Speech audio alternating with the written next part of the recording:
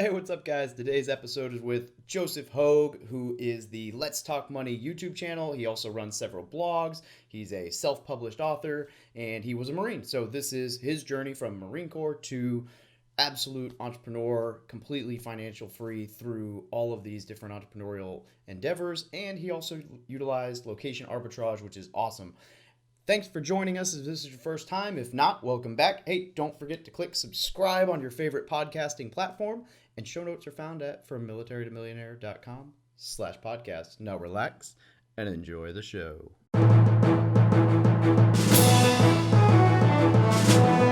You're listening to the Military Millionaire Podcast, a show about real estate investing for the working class. Stay tuned as we explore ways to help you improve your finances, build wealth through real estate, and become a person that is worth knowing.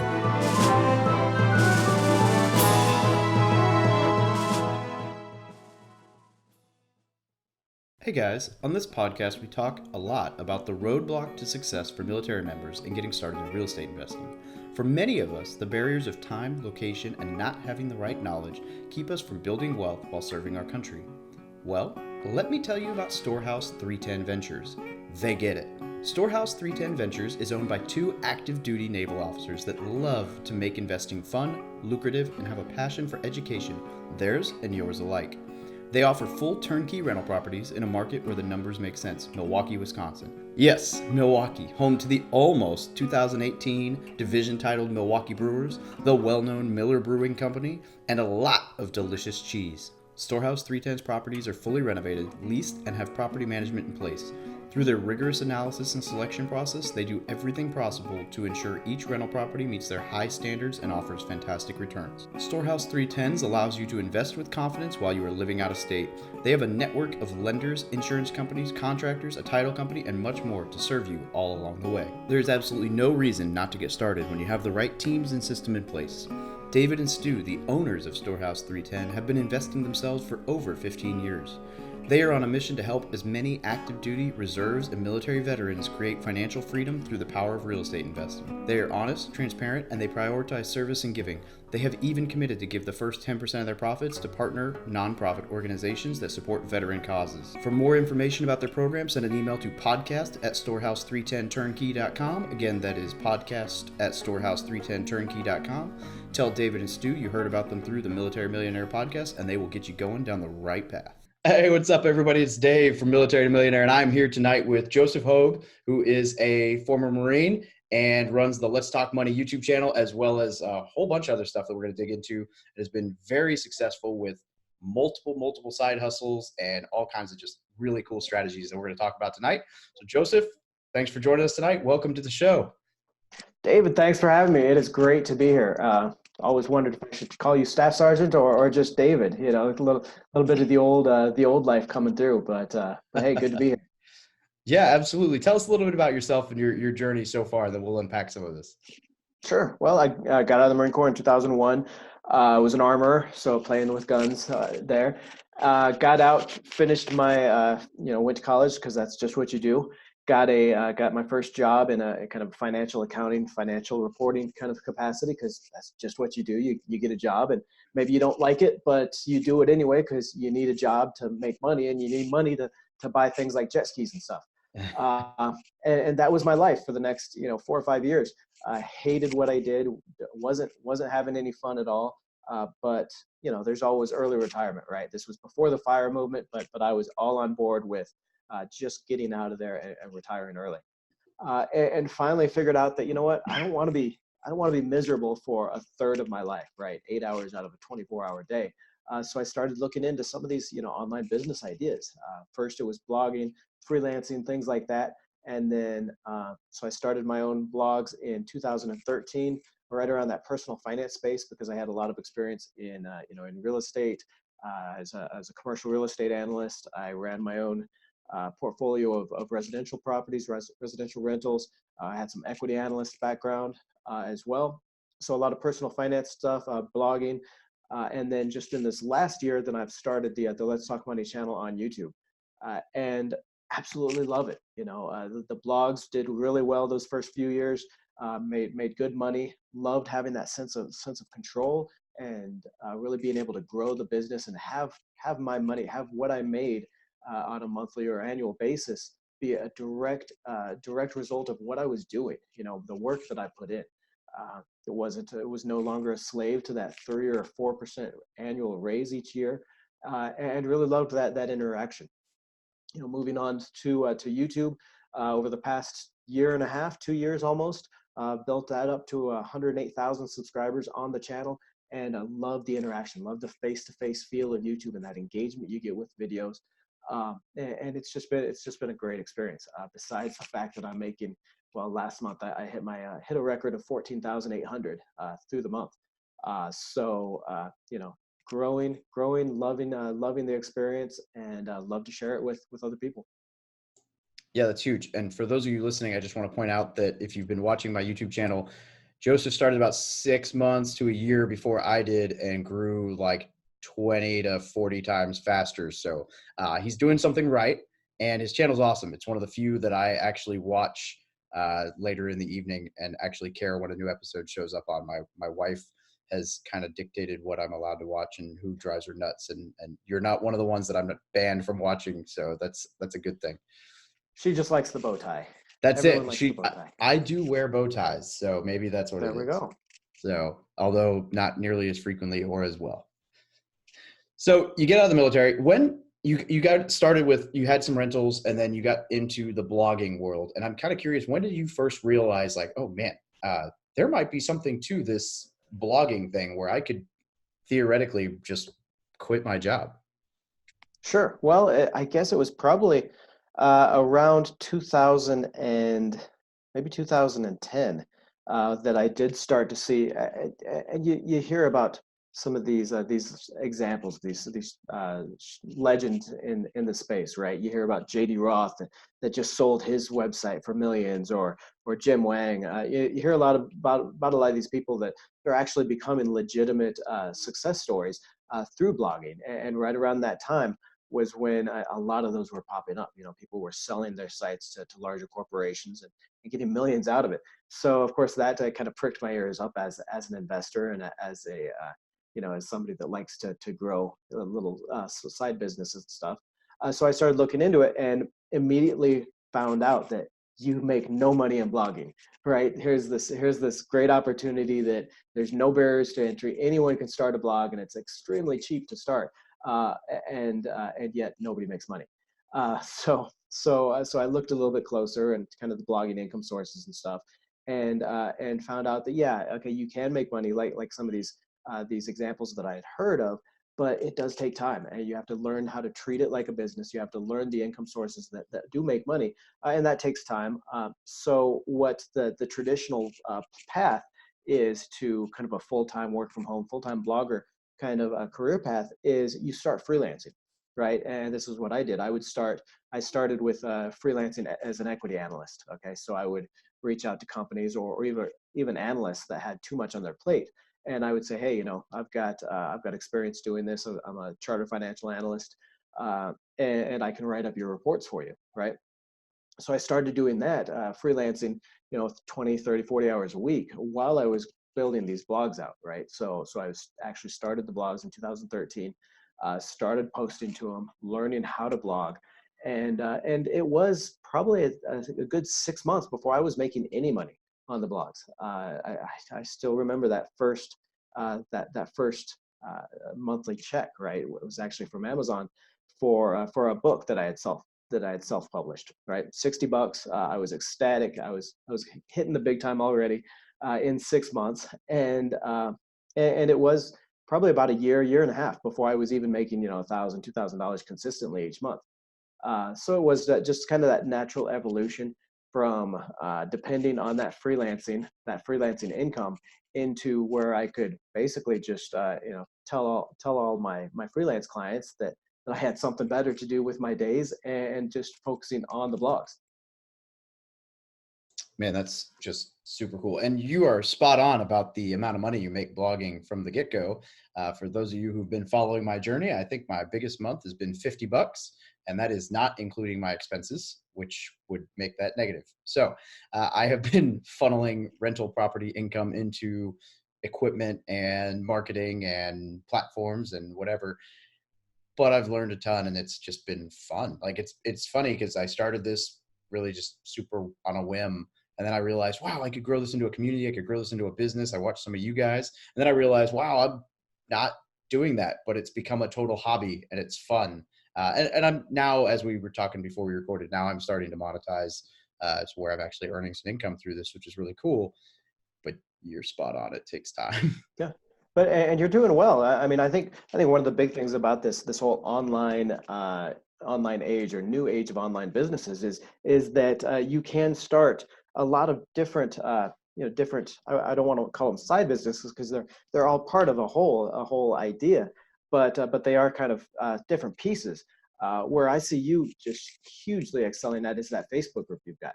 What is that? Just over a thousand people in the Facebook group so far. Yeah, I Hit a think we're in the, it's like 1100 ish, and Yeah, it's got some great engagement.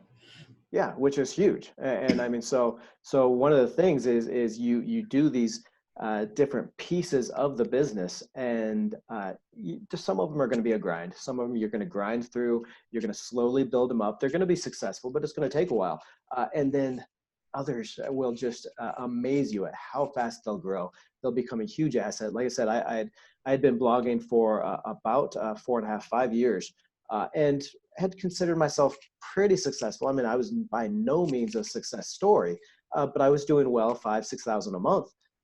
And then I started the YouTube. I started getting serious about the YouTube channel and developing that, and just boom, something just happened, and it has taken off and way beyond, well beyond what I could have possibly imagined.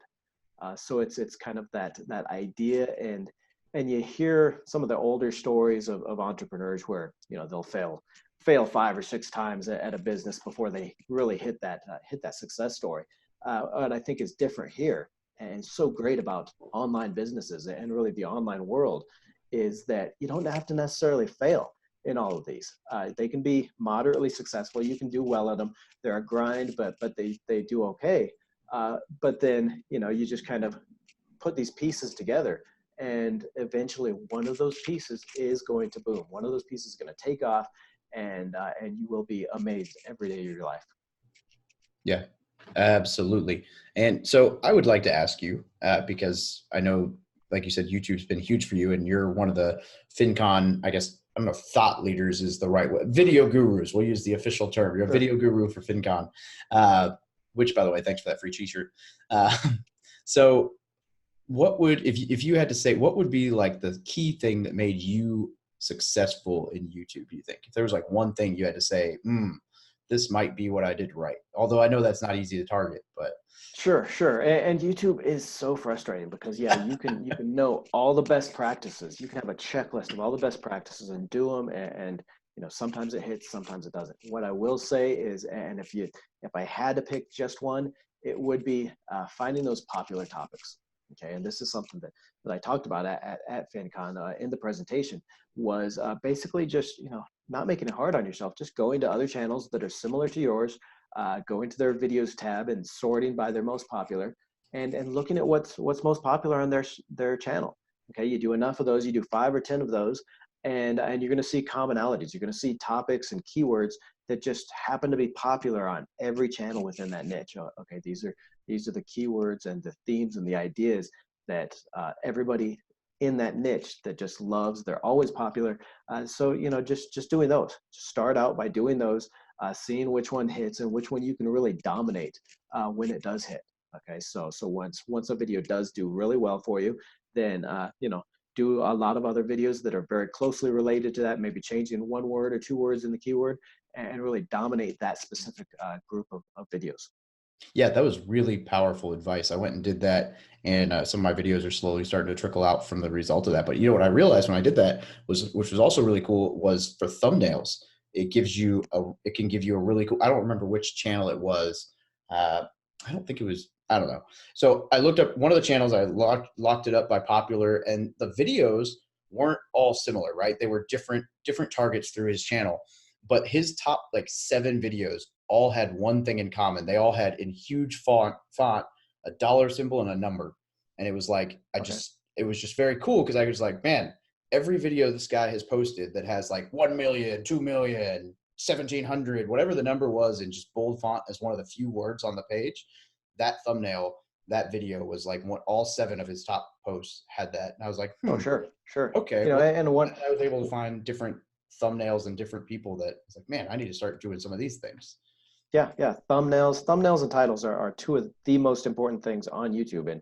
And so yeah, you know, if you pressed me to get another, you know, another success hack or whatever is yeah, study those thumbnails, those titles of successful channels. And one thing you can do is go to blogs, some very successful blogs like BuzzFeed, or some of these that just have those kind of clickbaity viral titles, and just kind of look at what they do. And a lot of times, you're right, it's that number or it's that dollar sign. People are just naturally attracted to numbers and dollar signs. So yeah, what I like to do is if my title doesn't have a number in it, then the thumbnail does. If the thumbnail doesn't have a number or a dollar sign or something like that on it, then the title will. One of the two, I want to have that persuasive number idea. Yeah. Yeah. Joseph's YouTube channel, Let's Talk Money, is definitely worth checking out. If you guys haven't done it yet, absolutely check his channel out. I love it. So another thing that you've done that I love that we talked about somewhat extensively. Oh, by the way, I want to thank you again for your editor. I'm not going to give his info out, but he's helped me a lot. So he's awesome. Anyway, side bar there. Don't listen to that. Books, self-publishing. So I know you wrote a book on YouTube, which is great. And I'm currently reading your book on self-publishing, which is also great. And I think I'm like halfway through it. I don't know. I'm reading it at work.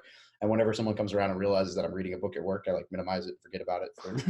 But I know you've written several books and they've all done quite well. And they, I believe, are your favorite income source, or one of your favorite income sources. I'd love to hear a little bit about that, because I don't know that I've had anyone on the show who does self-publishing. Absolutely. You know, and actually it was self-publishing was probably my first income source, and you're right, it is my favorite, just because it is such a natural fit for bloggers, for YouTubers, anyone creating content on the internet. It's a natural fit. You're already creating that content. It takes very little extra effort to reformat it, repurpose it into a book and publish. But it's also one of the most passive income sources you'll ever find. If you can, you create your book and put it up there on Amazon, and if you can drive just a few organic sales through ads. So I do probably about $20 worth of Amazon marketing credit, Amazon marketing services to sponsor the books. So advertise the books on Amazon each month, and then, you know, I get a few organic sales from the blogs that go over there, and that's all it takes to keep those books ranked in Amazon and make money every month. Basically, it's no extra work. So I've got that self-publishing book is actually coming out in November. So pretty soon you're one of the early readers there. So with that one, I'll have 12 books self-published on Amazon, and average right around $2,500 to $3,000 a month. And again, so that's maybe minus about $300 in advertising. But other than that, it is almost no work and very passive income. And sure, I mean, I can share a kind of an easy self-publishing hack if you'd like. Go into that. Basically, you know, like I said, if you're creating any kind of content on the internet, a website, a blog, YouTube, anything like that, it is so easy to self-publish. Basically, what you're going to want to do is you're going to want to pick a theme or an idea, a transformation that you want to bring in your readers. And basically just kind of work backwards from that. Okay, so what are the 10 or 12 things that somebody needs to do to get to that point? Those are going to be your chapter ideas, right? And what you can do is just plan on once a week writing one chapter a week. You don't try to sit down and write an entire book. Just sit down, write one chapter a week. Those are your blog posts, so those are your videos on YouTube. So you stay on schedule with your blog, you stay on schedule with creating videos or whatever you're doing, but you're still moving forward with that book idea. Over 10, 12 weeks, you've got your book done. You can put it together, reformat it, and push it out there as a self-published book. And again, it's you know, after the launch, it's one of the most passive income sources you'll ever find. Yep. And the other cool side thing to that is that books have always been joked about just being a big business card. But the reality is that your books, obviously, in your ebooks, you have hyperlinks, I'm sure, in your print, and then people can find your website or your YouTube channel from that. And so it's another source of traffic and helping to build fans of your community, because people will find the Sure, book sure. without being a part of your community at all. Sure, there's so many different ways you can use these. Just as that income stream, you can have affiliate links in them, so people are clicking through those and going to make affiliate purchases, and you get the commission on that. You can get people into your mailing list. Something that I've started experimenting with is creating kind of a companion video course with each book, and then so within the book you can kind of pre-sale or promote that video course for a little bit extra profit on there. So yeah, there's just so much you can do with these. And like I said, you're already creating that content. Why not repurpose it and use it in the book? Yeah, that's really cool with the companion course, because for one, I would imagine that's an email capture, which is brilliant. But for two, I would just say as a listener, I agree completely. Some of my favorite Audible books have, even when they're reading the Audible book, it's, hey, and just a reminder, if you go to www.whatever book/blah, there's a course or a form or the book I'm reading right now, High Performance Habits. He has like a high performance habits, like personality test or whatever, to see where you're struggling. And I haven't done it yet, but I've set a calendar reminder to do it. So I love when people put enough effort into their book that they think like, oh, hey, here's something you can do on your computer. Or so here's something tangible you can take away from this book. Sure, sure. It's all about bringing people into your community, right? So I sell, anywhere from 50, 70, 100, 100 copies of each book a month. And unless I can capture those people into an email list, into a course, really anything, then they're lost, because Amazon doesn't share those emails or that purchase information. So yeah, definitely a great way to kind of multitask those books into not only an income stream, but income stream in the future as well. Yeah. And you've done a great job building a community. It's really cool to watch. Today's show is brought to you by Audible. Audible is offering our listeners a free audiobook with a 30-day trial membership. Just go to audibletrial.com/militarymillionaire and browse the unmatched selection of audio programs. Download a title free and start listening. It's that easy. Go to audible.com/militarymillionaire to get started today. Now, why Audible? Audible content includes an unmatched selection of audiobooks, original audio shows, news, comedy, and more from the leading audiobook publishers, broadcasters, and entertainers. I listen to Audible every single day on my commute to and from work. Now, to download your free audiobook today, go to audibletrial.com/militarymillionaire. Again, that's audibletrial.com/militarymillionaire for your free audiobook today. I would like to ask, or not ask, but something else that I mentioned we should talk about while we're here is something that you do that I would love to do someday in my life once I'm free of the military and can afford to do this, is the location arbitrage, as they call it. Oh, sure. And I would love to have you just expound a little bit about that from where you're living and what that's done for you. Sure. Well, right around 2013, when I was, when I was trying to develop these blogs, trying to develop this kind of work from home idea, and so as a freelance equity analyst, I was doing okay, but it wasn't something that we were going to live very well off of in the United States. So actually, I had come down to Medellin, Colombia, and that's Colombia with an O, so way south. Think Pablo Escobar and all that. I had come down in 2006 to do some free trade consulting around the free trade agreement between the U.S. and Colombia. Loved it. The city is about 80 degrees all year round, but cost of living is maybe about a fifth of what a comparable sized city, so about 3 million people in the city, what that would be in the U.S. So my wife and I, we ended up moving back down here with our son, and we've been here ever since. Been here since 2013, so about 6 years now. And yeah, we my wife just got out of nursing school and is working now, but even when she was going to school, we were still saving maybe 90% of our income.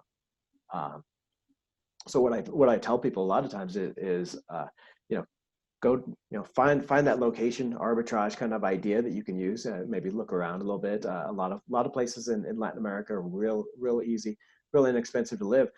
And do it for a few years. If you're not somebody who's going to be a lifetimer and stay there for decades, it's still going to give you that opportunity really to save up money to create your work from home business, and really devote time to it like you wouldn't be able to do while you're still working full time in the US, and just see where it takes you, because even if you leave after a few years, you're still going to be able to basically write your own ticket for wherever you're going to want to move back into the US, just because you've been able to save up that money and you've been able to grow your business to a point where it can sustain you in any city in the US. I think that's really cool. For one thing, I'm always telling people who, complain about how expensive their place to live is, right? So I live in San Diego right now, and people talk about, oh, it's too expensive to do this here, blah, blah, blah. Like, so move to the Midwest. Oh, I can't do that, and it's a mindset thing. And here you are like, yeah, we're just gonna move out of country. Sure. And you 3,000 save, miles. yeah, and you save tons of money by doing that. Lived in a really cool, really unique place, got a whole new culture experience. Like, I love this idea. I know Chad Carson's done it. I know a couple other people who've done it. And successfully. And I've always, like, in my vision is travel here, travel there, do this. And so the idea of being able to take an online business where you're making a certain amount of money and continue to make that certain amount of money while moving to somewhere super cheap, it's just a really cool concept to me for just hacking your savings gap and just being able to save and invest that much faster. Yeah, it really is an amazing opportunity. Difficult to do with kids and all that, but definitely still doable. And so I say, yeah, do it when you're young. Do it do it for a few years and see how you like it. Even if, like I said, even if you don't end up being one of these people that stays down here for forever, 2 or 3 years, you're gonna be able to save up so much money. You're gonna be able to devote so much time to your own business ideas and really grow those. It is just going to open up a world of opportunities for you. Absolutely. I really love the entrepreneur mindset, which you very clearly have, which is the mindset of how can I make money doing X, or how can I save money doing Y? And you clearly portray that through, so many different side hustles, and even being willing to move across country, out of country to save money. And obviously that wasn't the only reason you moved, but to save money and build this business. What do you think? Like, do you think there's anything like military related that helped with that, being able to think that way? Or do you think it's something that's ingrained, or was there a book that sparked that? Like, where do you think that came from for you? Well, I think that the discipline you learn in the military is definitely something you can use for the rest of your life. And maybe it's cliche to say, but yeah, as an entrepreneur, you need to be able to discipline yourself, especially if you're working from home. You need to be able to discipline yourself to sit your ass in that chair and work. Right? There are so many distractions. You can watch TV, you can get something to eat, but I think, yeah, anybody with that discipline that they've learned in the military, then they know, okay, you know what, I need to just get this done. I need to set a schedule, stay on that schedule, and really get to it. So I think that's definitely something that I learned from the military. I think another thing is just kind of a no excuses mentality, no excuses attitude, right?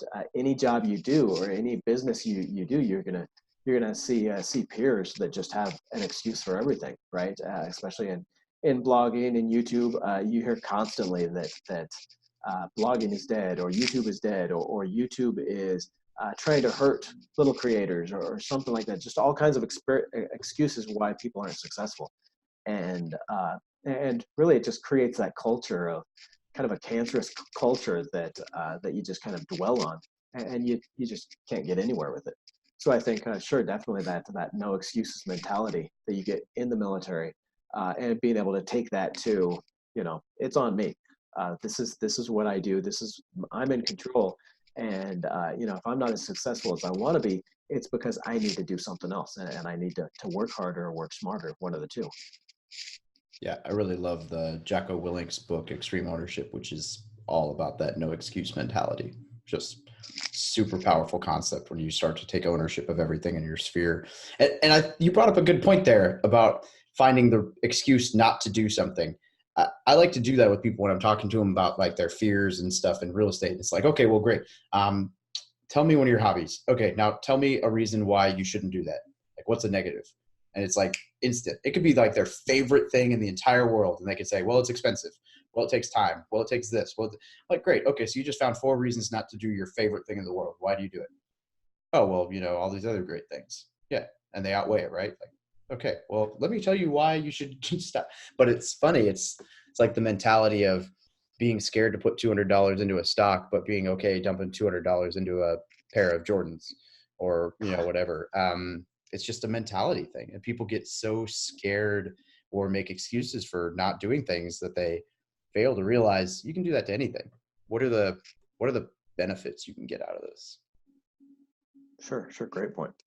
Yeah, I love it. All right. Are there any side hustles wrapped around in there that we haven't uncovered yet that I don't know about?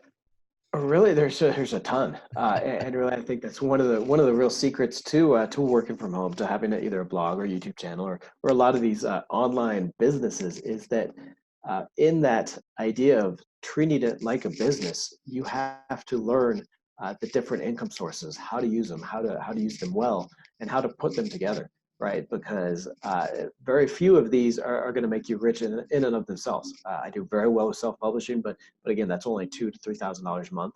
YouTube is really growing rapidly and doing well, but again, that's maybe $5,000 a month on the ads itself.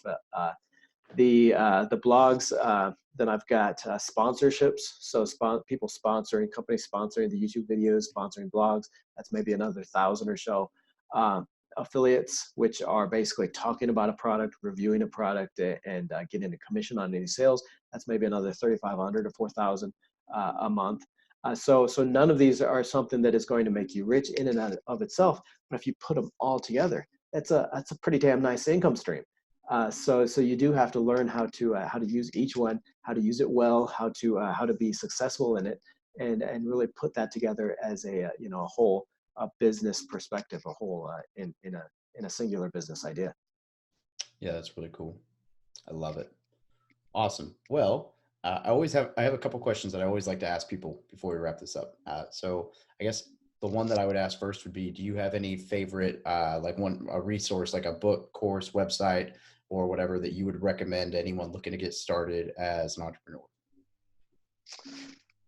I know I didn't prep you for any of these. I'm sorry. Yeah. I mean, well, if you're asking just kind of general entrepreneurship, I would say there's one called The 12-Week Year, which is a very good book. It's about setting goals over a 3-month period instead of those general annual goals.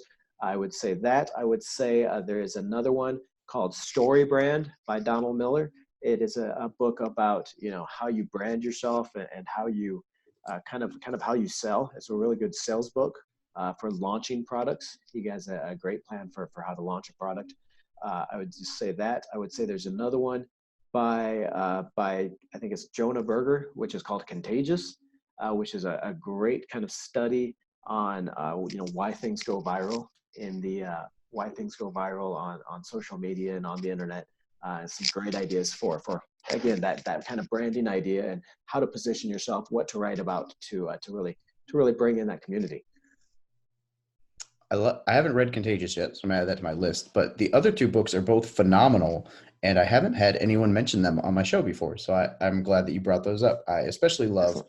Story Brand. In fact, I find myself going to their website periodically and saying, okay, what did they change? What should I be tweaking on my blog? Because I struggled for a long time with that, what the above the fold needed to be. I think I got something okay now, but it's changed probably 10 times since I started my website. So then I finally just recently realized that all of the guys who are worth following as a blog, as someone that are like doing really well, all have their face.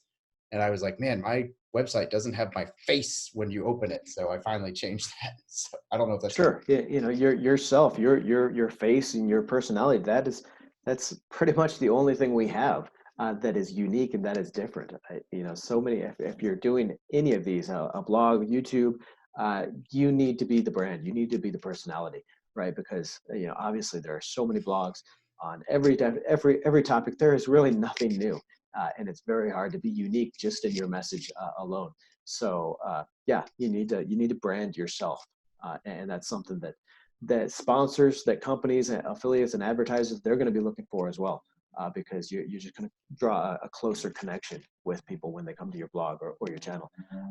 Even more than just which books are great, though, is kind of just how you use the books, right? So I love reading books on Kindle. I'll try to do maybe at least one or two a month, usually business books or biographies. But and something it's tough to do, especially when you're just trying to get through a book. But sit down with a notepad or a folder of paper and actually take notes on stuff you're reading.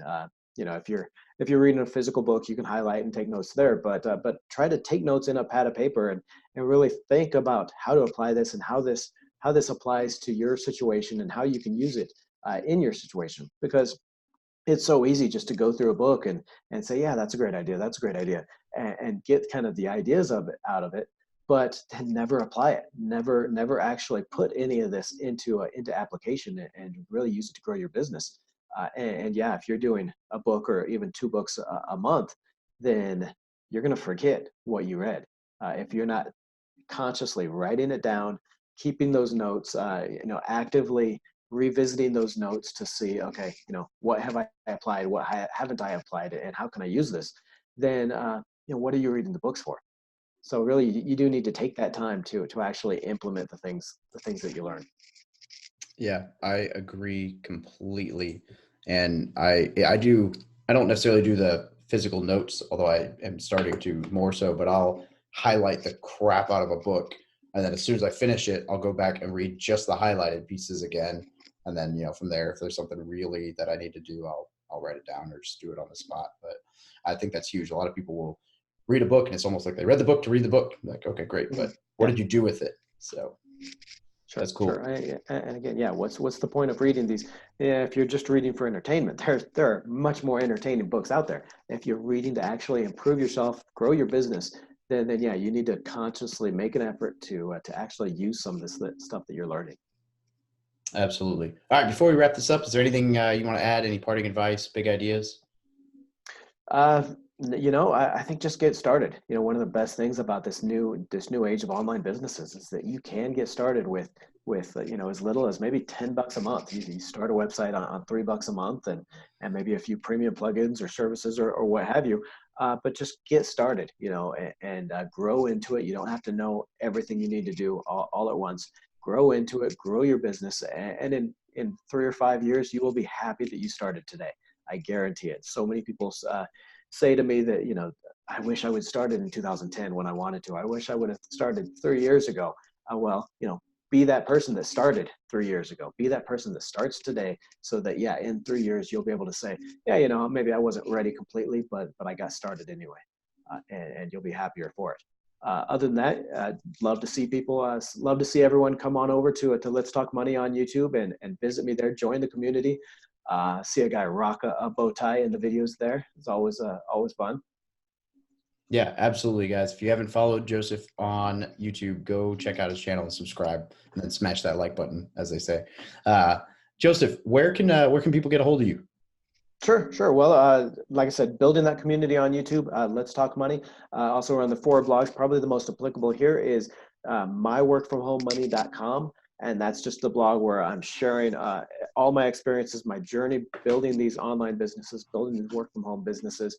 Got a lot of great articles there on growing a YouTube channel, growing a blog, becoming a social media influencer, lots of different ideas, lots of different business models that you can try out and see which one you enjoy most.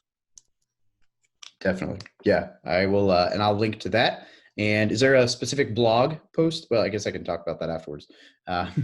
But if there's a specific article, I'll link to a specific article in there. And then, Joseph, thank you very much for joining me. I know we tried to do this for a little while, but between time zones and busy schedules, it's been a little difficult, but I'm really glad that we finally got you on the podcast. Yeah, it was a good time. It was my pleasure. Thanks. Absolutely. Have a great night. Yep, you too. Thank you for listening to another episode about my journey from military to millionaire.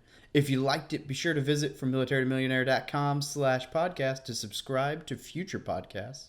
While you're there, we'd love for you to rate the show, give us a review on iTunes. Now get out there and take action.